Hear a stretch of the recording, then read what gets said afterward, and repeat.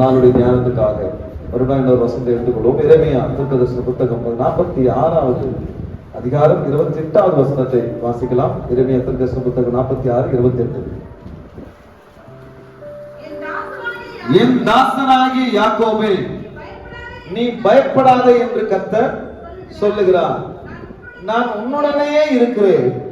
உன்னை துரத்திவிட்ட எல்லா ஜாதிகளையும் நான் நிர்மலமாக்குவேன். உன்னையோ நான் நிர்மலமாக்காமல் உன்னை மட்டாய் தண்டிப்பேன். ஆனாலும் உன்னை நான் உன்னை நான் குற்றமில்லாமல் நீங்களாக விடுவதில்லை என்றார். அல்லேலூயா. 27 வாசிக்க பார்க்கலாம். என் தாசனாகிய யாக்கோபே, நீ பயப்படாதே. இஸ்ரவேலே, நீ கலங்காதே. நான் உன்னை தூரத்திலும் உன் சந்ததியை அவர்கள் சிறையிருப்பின் தேசத்திலும் இருந்து விடுவித்து ரட்சிப்பேன். அப்பொழுது யாக்கோபு திரும்பி வந்து அமைதியோடு சாங்கோபாங்கத்தோடும் இருப்பான்.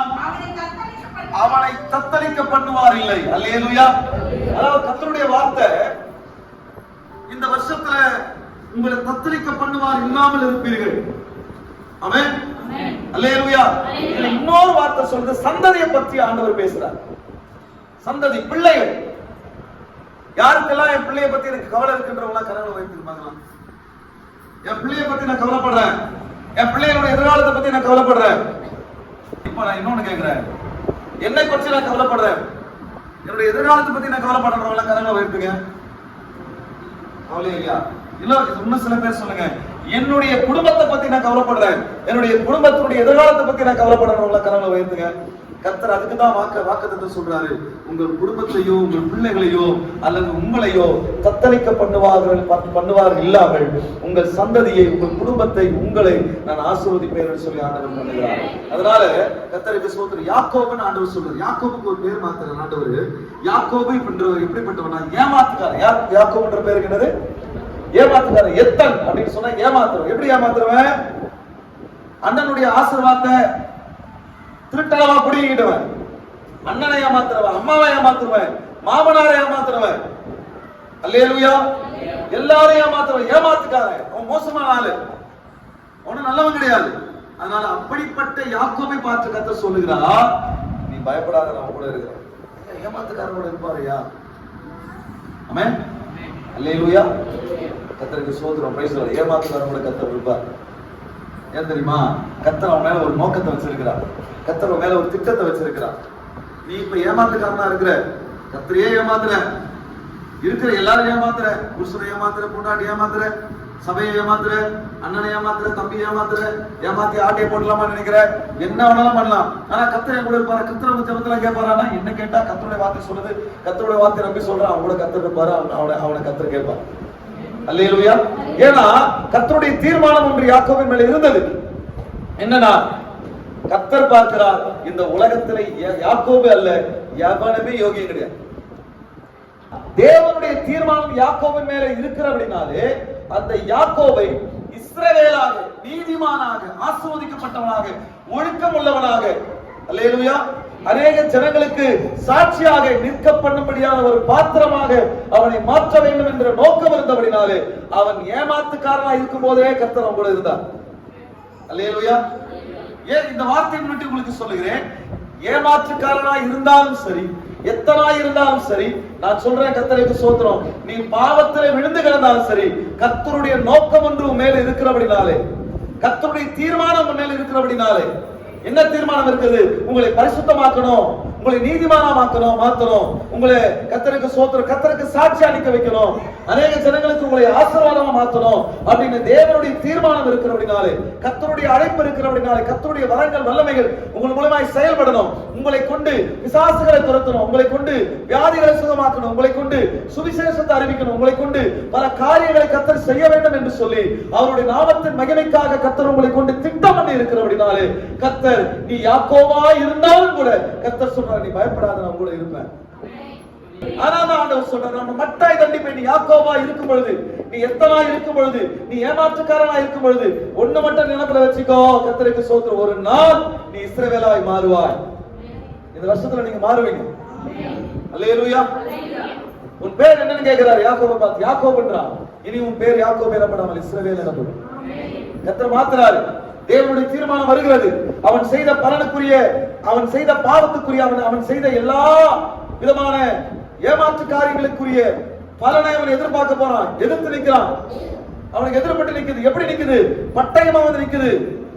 கர்த்தருக்கு ஸ்தோத்திரம். கத்தியா வந்து நிக்குது. அவன் செஞ்ச எல்லா பாவத்துக்கும், அவன் செஞ்ச எல்லா விதமான ஏமாத்து வேலைக்கும் தண்டனையா, பலனா அவனுக்கு விரோதமா எப்படி வந்து நிக்குதுன்னா, ஏசா ரூபத்துல கத்தி எடுத்து வந்து நிக்குது. இன்னும் ஒரு கொஞ்ச தூரம் போனான்னா ஏசா அவனை வெட்டி கொல்ல போறான். அல்லேலூயா, அல்லேலூயா. அப்ப அந்த நேரத்துல அவன் வந்து தேவனுடைய பாதத்தை பிடிச்சுக்கிறான். கர்த்தாவே, நீர் மாத்திரம் இறங்கவில்லை என்று சொன்னால் என் உயிர் போயிடும், என் பிள்ளைக்கு உயிர் போயிடும், என் சொத்து பத்திரம் போயிடும். என் அண்ணன் மிகப்பெரிய வீரனா இருக்கிறான். நான் செஞ்ச எல்லா பாவத்துக்குரிய தண்டனை என் கண்ணு முன்னாடி வந்து நிக்குது. ஆண்டவரே, என்னை காப்பாத்துக்கப்பான்னு சொல்லி கர்த்தருடைய சமூகத்துல கேட்கிறான். ராத்திரி முழுக்க போறான்.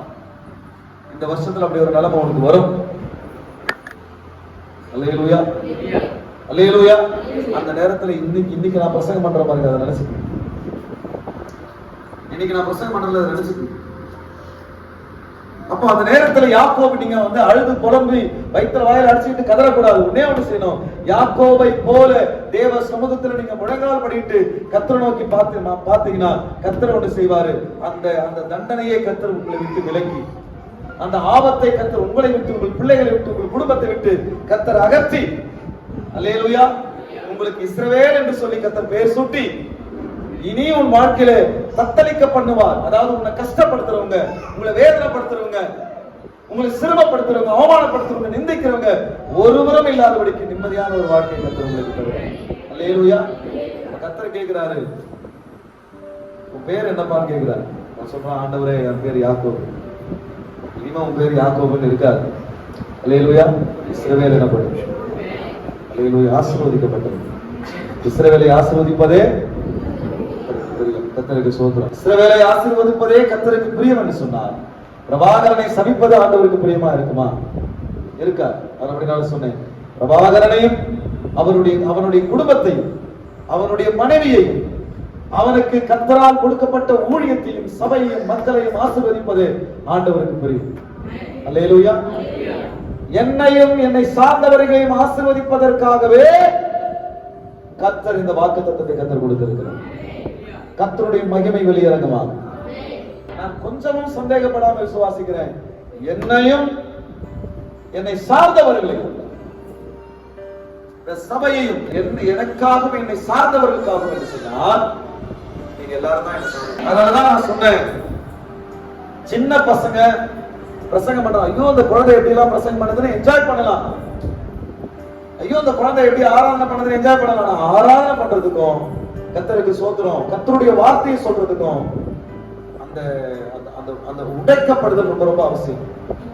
ஒடுக்கப்படணும். கர்த்தருடைய வார்த்தையை நம்பி அடிப்படணும், அவமானப்படணும், நிராகரிக்கப்படணும், அசிங்கப்படணும், ஒதுக்கப்படணும், தள்ளி வைக்கப்படணும். இது எல்லாத்திலும் உண்டாகிற வலி, வேதனை எல்லாத்தையும் அனுபவிச்சுட்டு தன் அவமானத்தை பார்க்காமல், தன்னுடைய நிந்தையை பார்க்காமல் ஜெபத்துல உட்கார்ந்து, ஆண்டவரே, என் ஜனங்களுடைய ஆண்டவரே நிந்தை நீக்கப்படும்.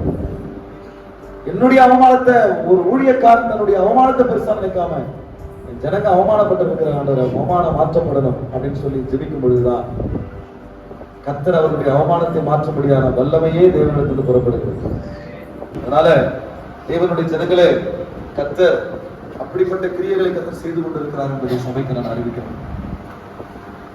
ஒரு காலம் வரும், அந்த காலத்துல நீங்கள் இப்படிப்பட்ட நிலைமையில வந்து நிற்பீர்கள். எப்படிப்பட்ட நிலைமை? நான் சொன்னது போல யாக்கோபு எத்தனாய் இருந்ததுனாலே, அந்த எத்தனாய் இருந்து அவன் செய்த எல்லா விதமான ஏமாற்று வேலைகளுக்குரிய பலனாய் பட்டயம் அவனுக்கு எதிராய் வந்து நின்றது போல, நாம் கர்த்தருக்கு விரோதமாய் செய்த எல்லா விதமான காரியத்துக்கு பலனாய் மனிதர்களுக்கு, நம்மை நம்பினவர்களுக்கு நாம் செய்த துரோகத்திற்குரிய பலனாய் பட்டயமோ அல்லது எதுவோ இந்த வருஷத்துல நிச்சயமா வந்து நமக்கு எதிராக நிற்கும்.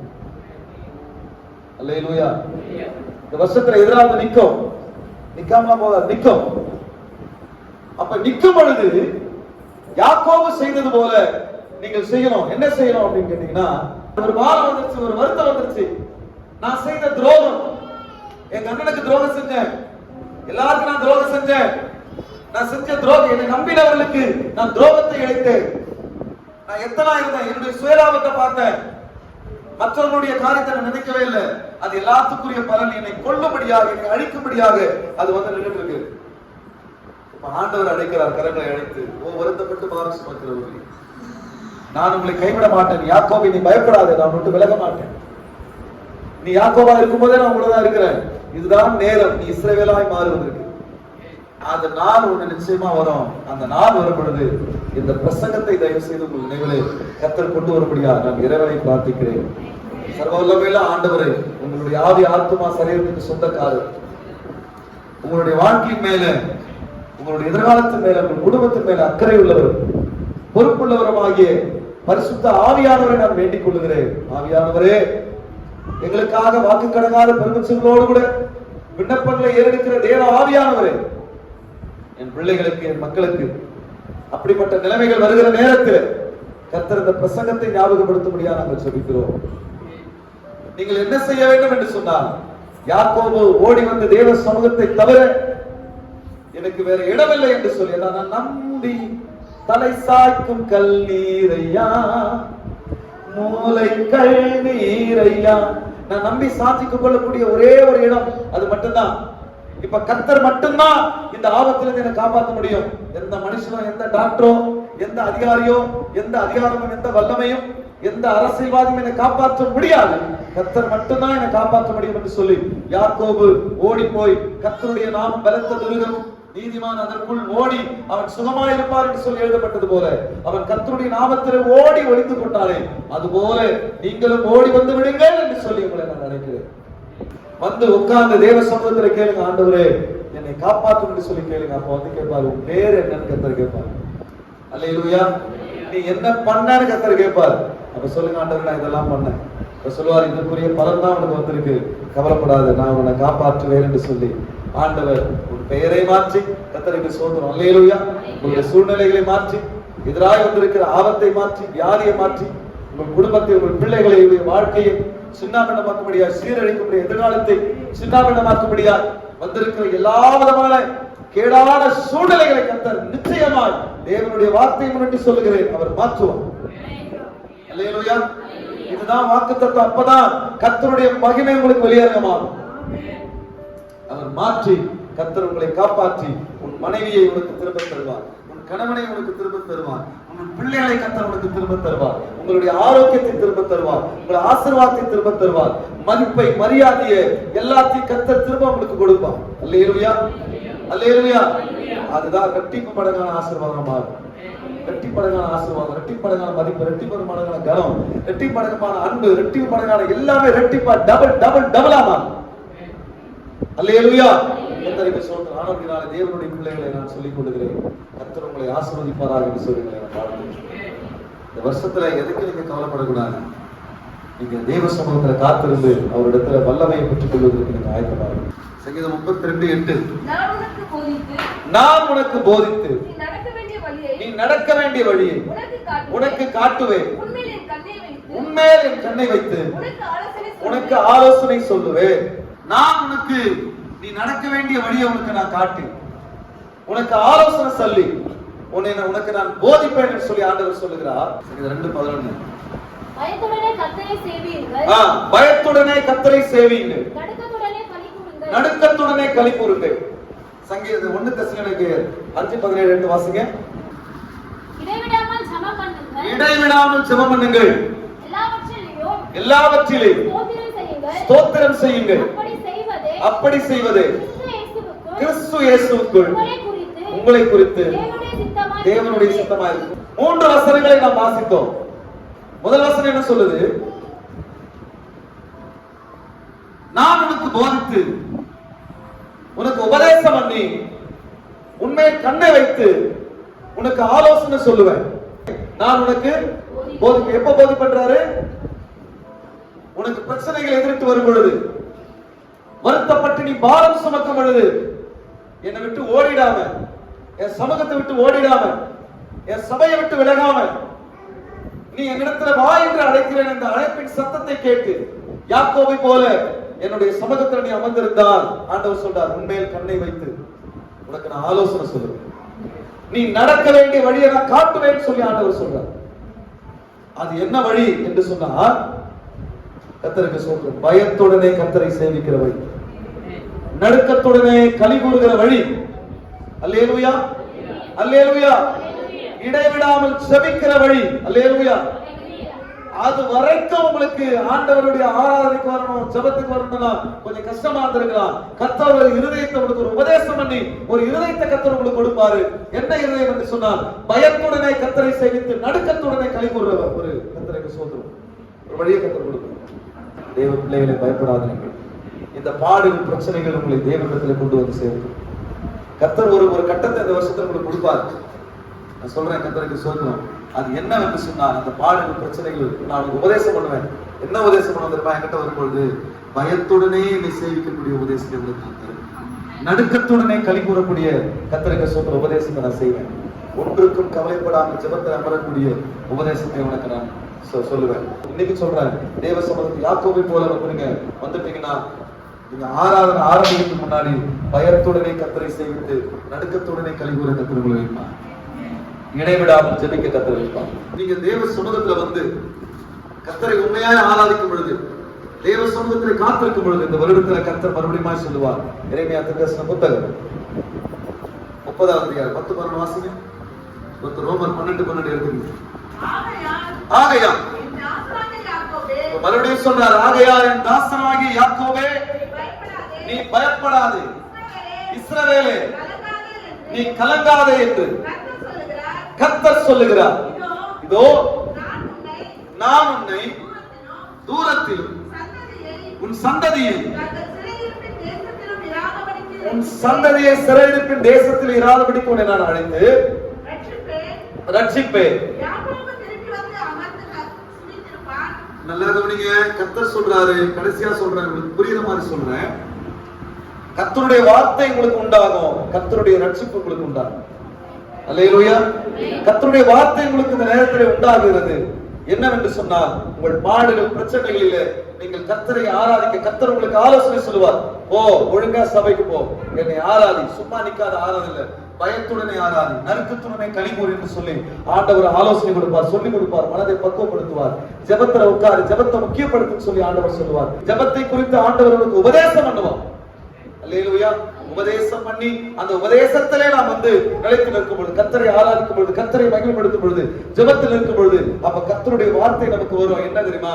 ரட்சிப்பு என்ற வார்த்தை வரும். அல்லேலூயா.